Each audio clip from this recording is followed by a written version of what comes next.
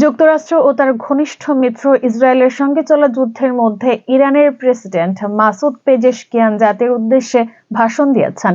প্রতিবেশী ভ্রাতৃপ্রতিম দেশগুলোর সঙ্গে ইরান সুসম্পর্ক চায় এই কথা পুনর্ব্যক্ত করে প্রেসিডেন্ট পেজেশকিয়ান বলেছেন, শত্রু দেশগুলো বিভেদ তৈরির চেষ্টা করছে। পেজেশকিয়ান বলেন, অন্য কোনো দেশের ভূখণ্ড থেকে আসা হামলার জবাব দিতে ইরান বাধ্য হচ্ছে, তবে এর অর্থ এই নয় যে ওই নির্দিষ্ট দেশের সঙ্গে ইরানের কোনো বিরোধ রয়েছে।